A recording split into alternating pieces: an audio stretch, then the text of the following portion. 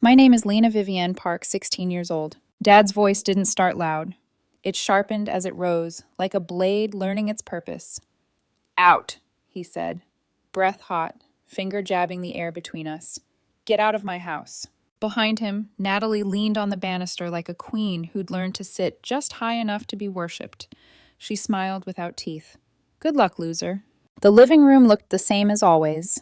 Afternoon light striping the floorboards, the old clock beating out seconds like a metronome. But everything else had tilted. Dad's prized watch, the one in the glass case, the one he'd cleaned with a cloth more gently than he'd ever handled a feeling, was missing. And Natalie had told him I took it. I could have screamed the truth. I could have recited every petty cruelty she'd cooked over the years, every accidentally broken thing, and every pointed lie that bloomed in Dad's ear like gospel. But we'd all played this scene before. My voice never got top billing in this house. Daniel, Mom said, stepping between us, her voice a calm match in a dry forest. She didn't do this. Think. He shook her off like the thought physically hurt. You always defend her. I've had enough. I didn't take your watch, I said, but the words felt thin in the thick air. Natalie tilted her head. She could set the room on fire with a shrug and blame the smoke on me. Mom's eyes grabbed mine. Stay, they seemed to plead. Don't break. But Dad's grip closed on my arm and shoved me back into the wall so hard the hangers rattled in the hall closet. Heat crawled up my cheeks. Shame is a strange temperature, burning on the inside, freezing on the outside. Get out! I swallowed everything rising in my throat. Fine. On the stairs, Natalie didn't move. She watched me pass, that small, satisfied curve to her mouth, like she'd found a better way to eat than chewing. I should have said something clever and holy and cutting. I didn't. I went to my room, shut the door, and turned the lock, a useless little click that had never protected me from anything important. The room looked suddenly childish. Concert posters. A desk strewn with a geometry worksheet I'd half finished at lunch. A photo booth strip of me and Evan, our heads bent together in the third frame, his grin too big for the paper. My hands shook as I pulled a backpack from the floor and shoved in what I thought a person needs to exist. 3 shirts, 2 jeans, hoodie, charger, toothbrush, 1 book that had taught me how to leave a chapter. 16. No money, nowhere. I stared at my phone long enough for the lock screen to blacken and reflect my face back at me like a stranger's. It buzzed. Evan, you okay? You haven't answered. Evan, I can Uber over. I'll talk to him. Evan, Lena plus... I typed, erased, typed again. Don't. He's not listening. Going to Grandma's. I'll text later. A pause. Then, I'm here when you want me. E. Downstairs, Mom's voice broke against Dad's anger. They always cast her as the reason things didn't explode. They never noticed she was the reason they survived as long as they did. I slid the window open and climbed out the way Tessa, Evan's ex, used to joke I would someday, like a heroine in a show that forgot to be careful with its girls. This wasn't a joke. I crossed the side yard, kept to the fence line, and slipped through the gate to the street, backpack biting my shoulder like a consequence. Grandma lived 2 bus rides and a long walk away, in a neighborhood where the trees grew the way they wanted and the sidewalks cracked without asking permission. When she opened the door, her eyes flicked to my bag and then to my face. She didn't ask. She just stepped aside and said, "Kitchen." That first night, she made fried rice the way Mom does when she's too tired to be anything but honest. I ate it without tasting it. Heat and salt and the feeling of something entering a body that had decided it didn't deserve anything. Grandma didn't push. She never has. She took the spare blanket from the closet and laid it over the couch like a blessing that pretended to be fabric. In the morning, she said, we'll decide what's next. In the morning, we didn't decide anything. I lay on the couch listening to her kettle whistle and pretended I was just visiting a version of my life where people didn't demand I bleed to prove I love them. She sat at the table, sipped tea, and muttered things in a voice meant only for God and whoever else was qualified to judge. Your father, she said at one point, soft as a bruise, always needed an audience. And Natalie, she learned her lines. Day 2 felt like a rerun. The problem with being 16 and exiled is that you are supposed to be at school in the morning and home at night, and the world isn't built for anything in between. I texted Evan homework questions and nothing else, Mom didn't call. Dad didn't either. The silence was an answer, and the answer was that I had become an empty room in a house that liked its echoes better than my voice. On the third afternoon, my phone rang. It was Mom. I stood up so fast the blanket slid to the floor. Her voice sounded different. Not pleading, not shaking, not the soft apology I'd heard 100 times when she tried to be the bridge between a burning house and a child. It was steady. "Come home," she said. My mouth worked. "What?" "I'm sending you money for the bus. Come home now." "Mom, Dad." "Trust me," she said, and there was a note in her voice I had never heard before, a note that made me want to cry and didn't let me. "Just get here." Get. The text arrived while I was still listening to the call's ghost, a transfer that would cover the trip and a sandwich. I stared at the numbers like they might solve something bigger. Grandma watched me from the doorway, her arms crossed, her chin high. "You go," she said. Then, under her breath, the verdict she'd been writing for years. About time. The bus felt longer than the map. I leaned my head against the window and watched the city blur. I drafted 5 messages to Evan and sent none. The closer we got to my street, the more my palms sweated. Houses slid past like the suburbs pretending to be safe. Mine waited at the end of a block that suddenly felt like a stage. Mom stood in the doorway, arms crossed, not crying. She looked ready. "Come in," she said. I stepped past her and stopped. Dad and Natalie were on the couch, not looking at each other. Dad had a drink he wasn't drinking. The glass clamped in his hand so tight his knuckles shone. Natalie's face was pale, scrubbed of triumph. "What's going on?" I asked. Mom took a breath and didn't let it out until she'd spoken. "It's time," she said, and looked at Dad. He scoffed. "Time for what?" "Time for the 2 of you to leave." Silence landed in the room like a new piece of furniture no one wanted to acknowledge. "What?" Natalie laughed, the sound bright and false, like something a phone would play for you if you asked it what laughter was. "You're kidding." Mom didn't blink. "No." Dad stood, color rising. "This is my house." Mom's mouth quirked. Not a smile, an autopsy. "No, Daniel, it isn't. I paid for it. I have paid for everything. Mortgage, food, your car, your fun. I worked, you didn't. You let our daughter become a dartboard because it was easier than admitting you had thrown the darts." She picked up a folder from the table and set it in his hands. "I've spoken to a lawyer. I'm filing for divorce. Your credit cards are canceled. Your accounts frozen." Natalie shot to her feet. "Where are we supposed to go?" "That," Mom said, "is not my problem." I thought of Natalie at the stairs, the curl of her mouth, the way good luck, loser had felt like a shove down a staircase only I could see. I leaned my shoulder into the wall and watched her search everyone's faces for the old choreography. It wasn't here. Dad tried one last time, summoning a tone he must have thought sounded like authority. "We're not leaving." Mom's finger pointed to the door with the steadiness of a judge. "You can leave on your own, or I can call the police and file for removal. Your choice." Something in Dad's face changed, confidence cracking along hairline fractures like cheap ceramic. He reached for his coat with hands that weren't steady. "Come on," he muttered to Natalie. She didn't move. She looked at me instead, angry and suddenly young. "Say something." I took a breath. The words were light in my mouth, almost a kindness. "Good luck, loser." Dad inhaled, like he might hit me again with the air itself. He didn't. He opened the door. For a second, they both hesitated, waiting, I think, for Mom to fold back into the wife, who made survival out of obedience. She didn't. They stepped outside. The door closed. Mom locked it. She texted someone, the locksmith, with the same steady hands she'd used to keep us fed for years. Then she turned and exhaled. "Welcome home," she said. I wanted to say every thank you I had never learned how to say. What came out was smaller and truer. "I'm starving." Mom's mouth softened. "Pasta's on the stove." I followed her to the kitchen, the smell of tomato and basil and a thing I hadn't tasted since I was little, safety, filling the air. My phone buzzed. A message from Evan. "You okay?" I typed back, "I think so." Then added, because I finally could, "I'm home." Mom didn't hover. She poured me water, slid a bowl of pasta across the table, and let the quiet settle over the kitchen like a blanket that finally knew what it was for. The house felt different without their voices, lighter, sharper, like air after hail. "You really did it," I said around a mouthful, and she snorted softly. "Damn right I did." She sipped her coffee. "Should have done it years ago." From the hall, the front door latched and the house sighed.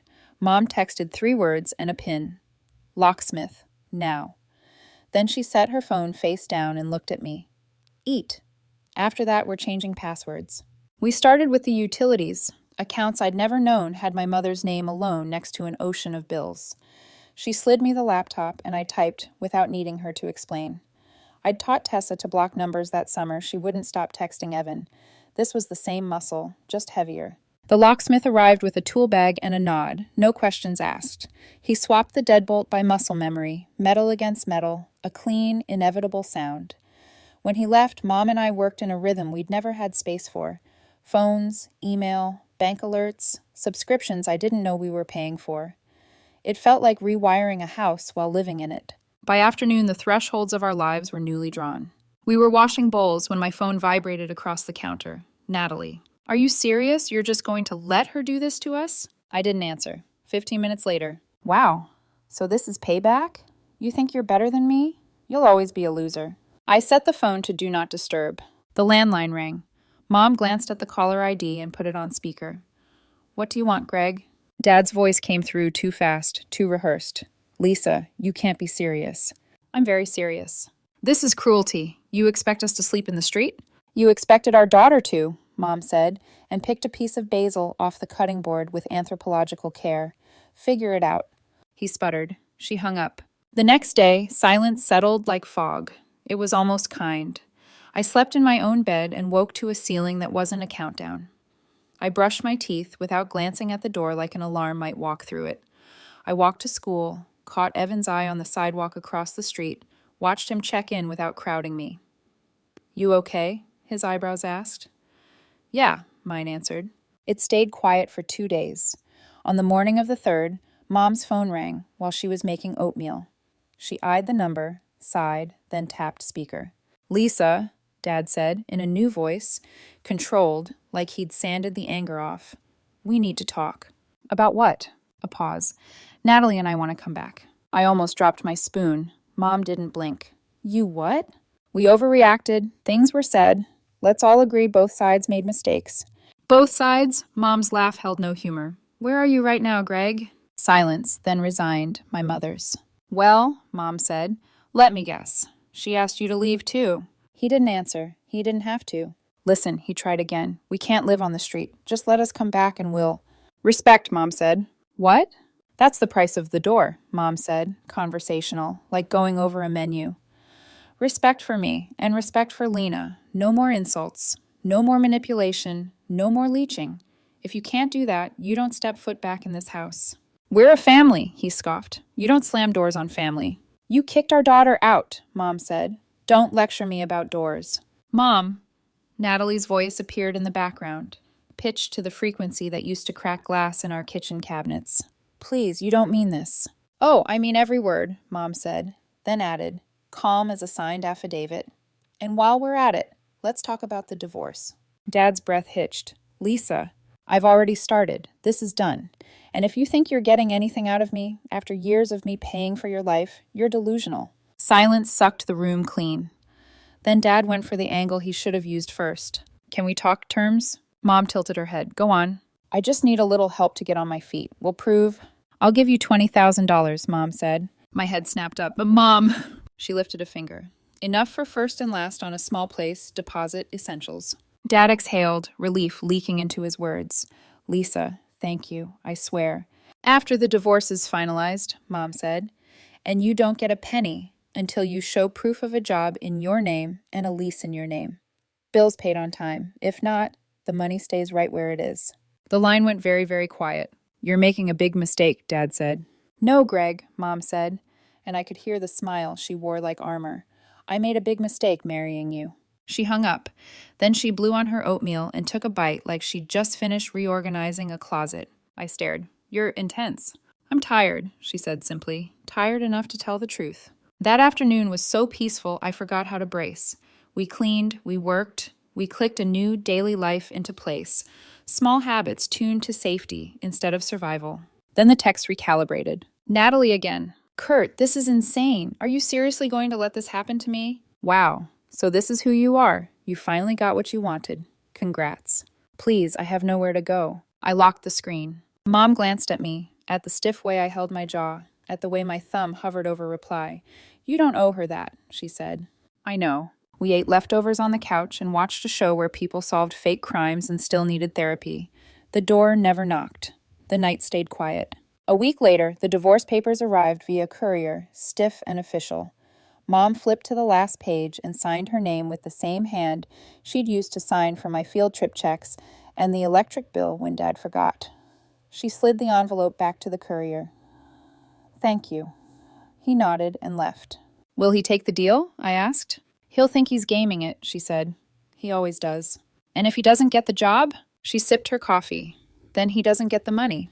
That evening, Evan texted a photo of a sky the color of a bruise healing. Saw this and thought of you. I typed, I'm okay, and almost added thank you. He sent it first. You don't need to say it. For 3 days, the house held. It smelled like dish soap and basil and relief. I did my homework at the kitchen table without glancing at the doorway. Mom hummed under her breath while she sorted mail from a stack that no longer included final notices she pretended were coupons. On the 4th morning, the doorbell rang. Mom wiped her hands and opened it. Dad stood on the porch. He didn't look like a person who'd learned a lesson. He looked like someone who wanted you to think he had.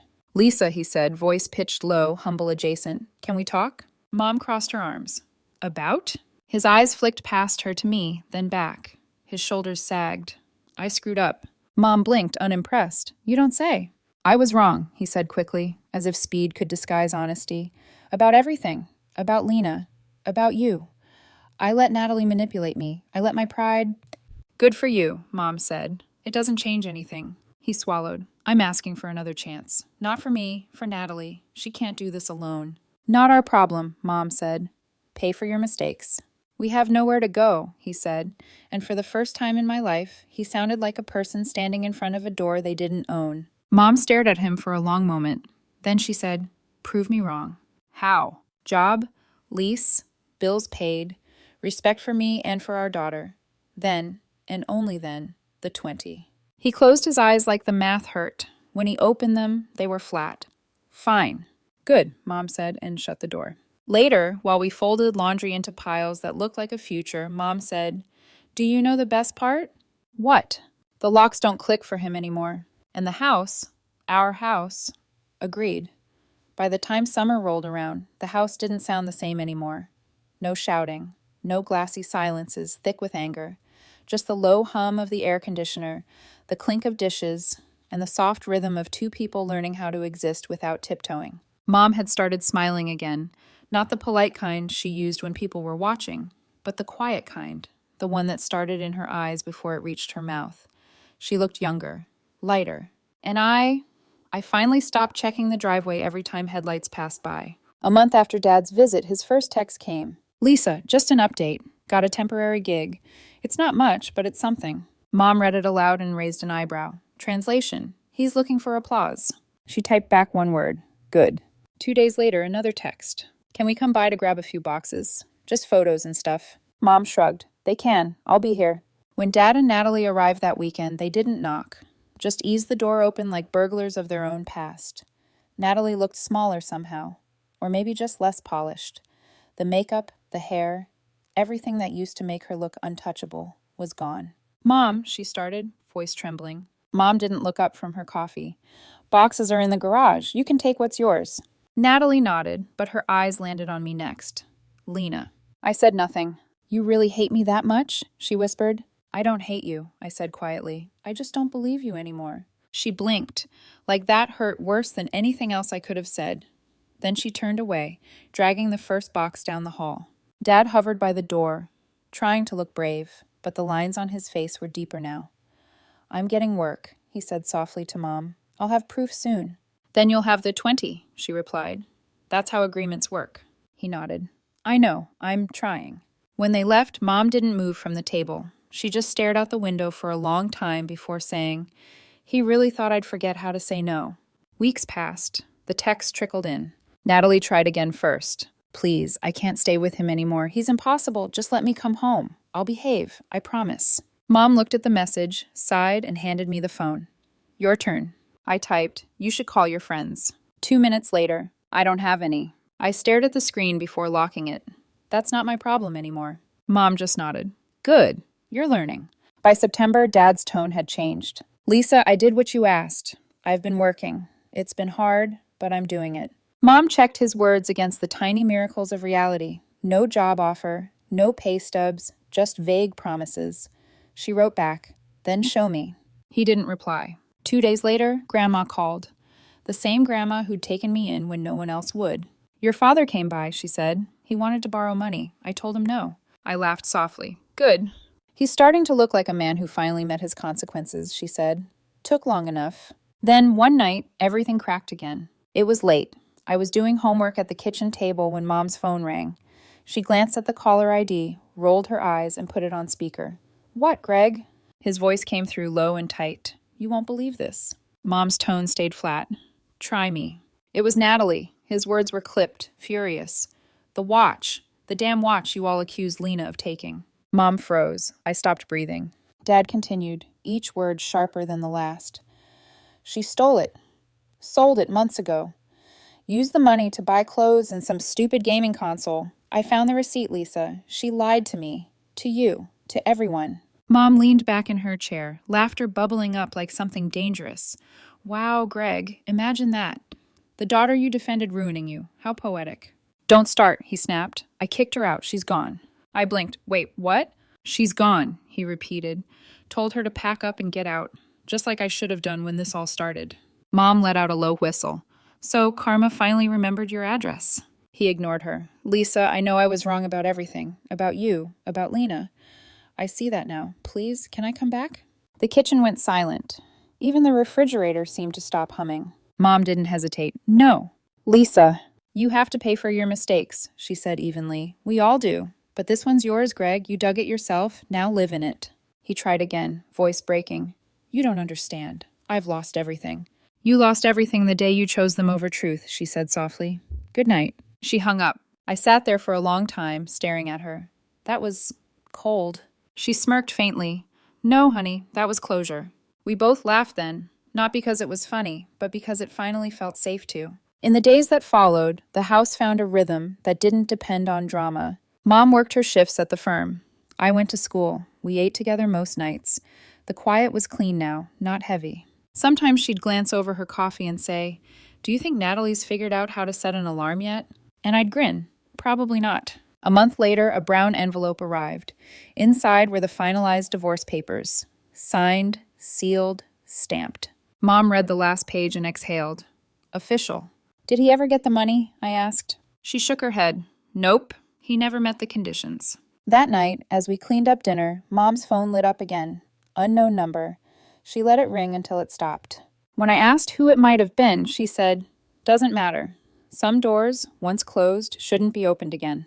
Before bed, I scrolled through old photos, ones where we looked like a family pretending for the camera. Birthdays, vacations, Christmas mornings that felt staged. For the first time, I didn't feel like the girl they threw out. I felt like the one who got free first. I turned off my phone, looked at my ceiling, and whispered to the dark, "Good luck, loser." The next morning, the sky was clear. The house was still. Mom brewed coffee strong enough to wake the dead and said, "You know what's funny?" "What?" "They'll survive." I smiled. Eventually. She raised her mug. "To starting over." I clinked mine against hers.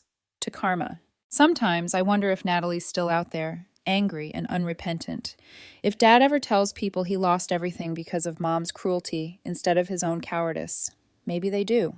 Maybe they don't. But every night, when I lock the door and hear that satisfying click, I know one thing for sure. The locks aren't just new on the doors. They're new on us, too. It's strange how fast peace becomes normal. For months, I woke up waiting for the sound of a slammed door, a text lighting up the dark, a crisis in someone else's voice demanding my energy. Now I wake to birds, to the low hum of coffee brewing, to Mom humming along with the radio, like she finally remembers the words. We didn't talk about Dad or Natalie anymore. We didn't need to. The quiet had already said everything worth saying. Then one evening, while Mom and I were watching TV, her phone buzzed across the counter. The caller ID read Greg. She looked at it, sighed, and put it on speaker. "What is it, Greg?" His voice came through rough, tired, stripped of all the bluff he used to wear like armor. "You won't believe this," he said.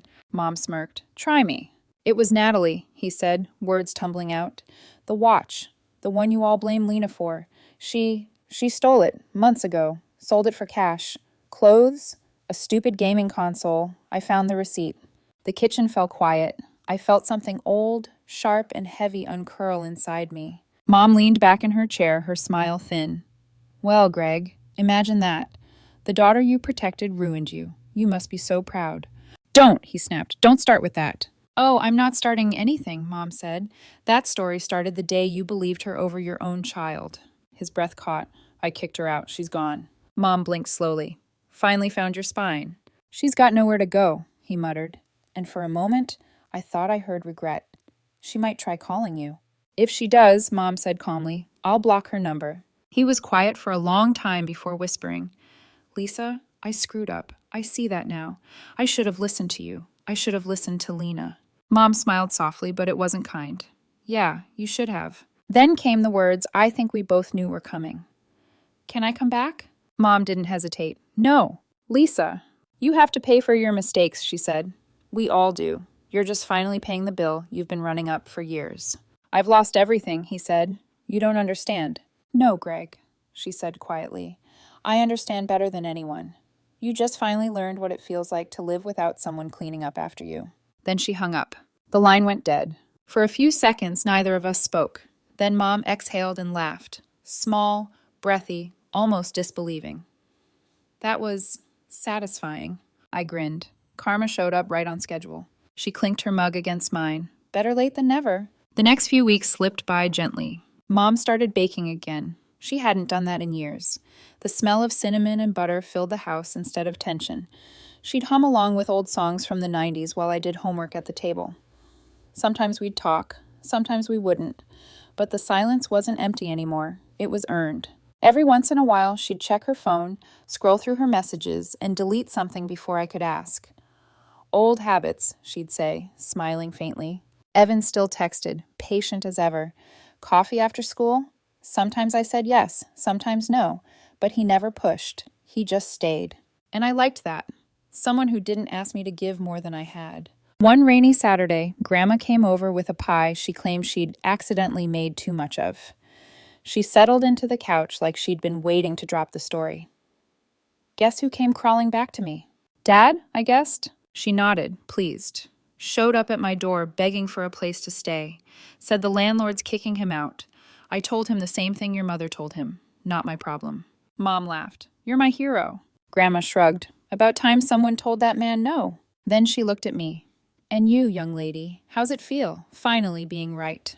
I smiled. Peaceful. She nodded approvingly. Good. Let it stay that way. But karma wasn't finished yet. A few days later, Mom got another call from Dad. His voice was quieter this time. I just wanted to say thank you. For what? She asked. For making me face it, he said. You were right about everything. I can't believe how blind I was. Mom's expression softened for the briefest moment. Not forgiveness, just acknowledgement. I know, she said. Now what? I'm working, he said. Trying to rebuild. It's not easy. That's called life, she replied. He hesitated. Do you think Lena would ever talk to me again? Mom looked at me. I shook my head. She's not ready, she said simply. He sighed. I figured. There was a long pause, then, almost in a whisper, tell her I'm sorry. Mom hung up without answering. I didn't need to hear it from him. Some apologies come too late to make a difference. Life moved on. School ended. Mom's firm promoted her. I turned 17. Evan took me driving on the back roads just outside town. We rolled the windows down and shouted song lyrics we barely knew.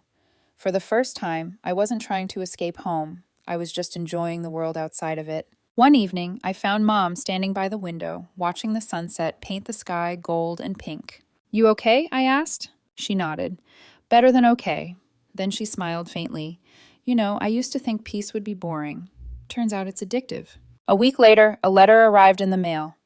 No return address, but the handwriting was unmistakable. Dad's. Mom turned it over, unread. You want it? She asked. I shook my head. No. She dropped it into the trash unopened. We didn't talk about it again. It's been nearly a year now. Dad never did get the money. The conditions in the divorce papers made sure of that. Natalie disappeared completely. No calls, no messages, no fake apologies. It's like the world finally put space between us and the chaos that used to swallow our days. Mom sometimes jokes that she's still waiting for one of them to call just so she can hang up again. I think that's her version of closure. As for me, I don't feel angry anymore, just distant. Like it happened to another girl entirely, one who didn't know that walking away could feel like coming home. One evening, I was sitting on the porch when the streetlights flickered on. The air smelled like rain. I thought about everything that had happened, the lies, the shouting, the slammed doors. And for the first time, it didn't hurt. It just made sense. Sometimes karma doesn't need grand gestures or thunderous justice. Sometimes it's as simple as living better while the people who wronged you keep tripping over their own mess. Mom stepped outside with 2 mugs of tea. Thinking deep thoughts, she teased. Just wondering how it all ended up like this, I said. She smiled. It didn't end, sweetheart. It just began again, this time without them. We clinked mugs together. The sound was small, clear, perfect. Somewhere far away, maybe Dad and Natalie were still blaming everyone but themselves. But here, in this quiet house that finally belonged to us, peace was louder than any of their noise. I took a sip of tea and smiled. Karma's patient, I said. Mom nodded. And always on time.